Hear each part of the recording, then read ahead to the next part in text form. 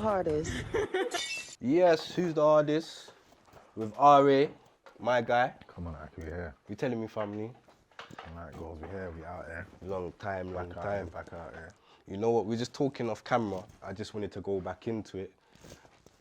I don't even mind. We're just gonna flow in it. Yeah. But let's get back into that where you first saw it. Yeah, who's the artist? Yeah. From the jail, that's what I'm saying. I missed that era, innit? That by a year. Because that was like 09 or something, innit? Yeah. So I recorded it in 08, dropped it 09, and I went away 09. That's when I got my 3 letters. Okay, yeah, so then I was gone by 08. So when I was pushing through the system, I'm hearing, yo, this who's the hardest thing, you get me? And then obviously, one of the catalogs, I can't remember the catalogs, though. It weren't Gemma, it was something else, I can't remember, you get me? I remember Gemma Records was powerful in jail. Yeah, Gemma, big drip. If you can't get any Ruthless Record music or anything, or Michael Millen, you know Gemma Records, you can find it in there, you get I can't remember the name though, man. But there was a next little book, you get me? It was like a little catalogue, you get me? But they had all street shit in there, you get me? Okay. Bare like, you could get all Smack DVDs and everything, you get me? And then I see the Who's the Hardest and a couple other joints, so obviously, man copped it, you get it? When that surfaced through, I'm saying, yo, my dog's pushing, you get me? Come on, my And then obviously I family. watched it and I see it was doing big things at that time there still. I'm not even gonna lie, I was pissed that you weren't on it. Like I was saying, out of everyone that I wanted on it, I had everyone on it, but you and Shaq. You know, like that, because for me, I'm a realist in it. I like raw rap, and for me, you man, you represent raw rap. Yeah, of course. You feel me? I can't take the fabricated thing. Yeah, a lot of bogusness going on. You know, like that? Or you do a research on a man and you ask a man, right, is my man really doing it? Nah, it's a patty. Yeah. You know that way there, but you man's thing, I know it's confirmed, you get me? That's the game now, innit? Bare fraudulent business going on. This you know, is the it. thing, you get me? So how do you think the game is from where you started to where it is now? How do you see the game right now? It's like you said, it's a whole load of fugaziness. And obviously there's bread in the game now, innit? Facts. That's the difference. Yeah, man was doing it for free before, like out of the love. Yeah. And even when man was doing grime, and man was getting booked for shows, there's like 6 man in the camp, and they're charging man like 5 bills. 5 bills. That's what they were giving out. 5, 6 bills to the 6 man. You get me? Man buy a couple ganjas and couple drink that done. You get me? So there weren't really no money in the game then. But now there's big readies in the thing. You get me? So Facts. the game's kind of flipped on its head right now. So in one perspective, you got be a fraudulent man, which is just how life is, isn't it? Anyway, and they're winning, and then on the other side, if you get in properly, you can make some big paper out of it. You get me? So yeah. Facts. Now I see that still. So like, where did it start for you? Music. Where do you, like? How can I break it down? Where's the first time you said to yourself, I want to do music? Where do you remember like hearing music in your yard? Was it your mum playing music? Yeah, Sunday of course. dinner. You know that Bob drip there. Marley. You know that style every Sunday Come on. tradition. Yeah, that was standard, the reggae drip. So that was installed in man from the jump. But where I started realizing I wanted to do music was like jungle days.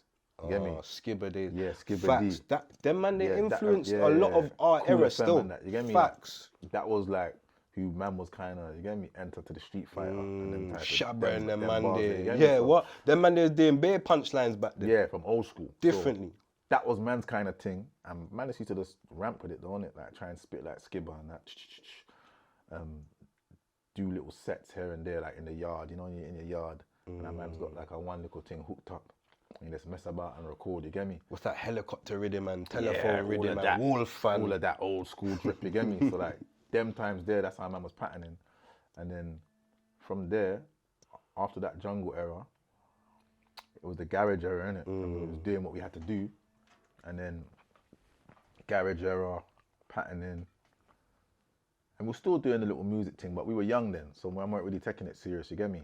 Did you ever link up with any of the Northwest grime youth them? You know, like you had SOKs. Nah, you know, we didn't. But obviously, there was one time that we did there was I can't remember what radio it was, you know. But I think it was in North. Was there a pirate radio station in We had a Northwest? few over there, yeah. We had a few over I don't know there. if it was not Rinse. It was something, man. I can't remember what it was, and we went there, and then obviously, Titch invited man there. Oh, Crazy Titch. Yeah, and then we went Free there. him, free him. Yeah, free up Titch, man. We went there, and then obviously we saw couple SLK man there. You get me? Okay. And that was the first time we did a little set, but no one knew each other, so you know how it is. No one ain't talking, man. Just you get me, grabbing the mic. Everyone's feeling himself. Yeah.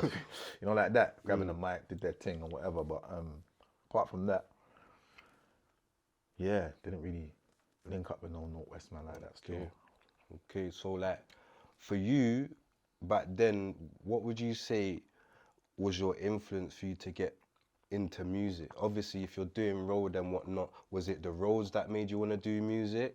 Like, what was it that made you get into music? Because you could have done anything. Yeah. I think it was the influence was like obviously from the whole the Skibber D era, then the whole garage, pay as you go, you know, like that kind of order. And man was like, yo, man got bars, bro, you get me? But obviously man was on the road, harsh them times there. Young, 15, 16, so man weren't really taking it serious. Man was fully, you get it?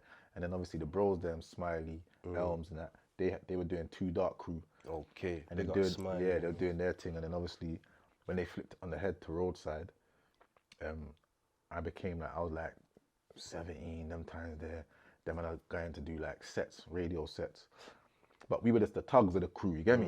Man were on the music thing. And then I was like, raw, I can spit, you know. I said to the man, I can spit. Let me come radio. I'm saying, let me come radio. You get me one day when you don't go radio.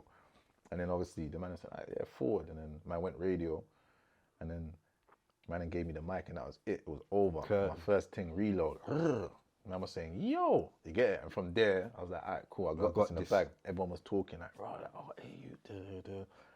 And then from there, I just kind of just pushed it and made it work. Nah, I hear like that still. Even though it was harsh, it was still hard though, because man was knee deep in it. So man's trying to juggle it. It was very hard still, you get what I'm gonna say? So, all right, so that transition there, you see like when you went away, was there ever a point in your head where you said, you know what, when I touch road, I'm done with music. It's a dream. It's not real. Yeah, of course, 100%. Who's the hardest?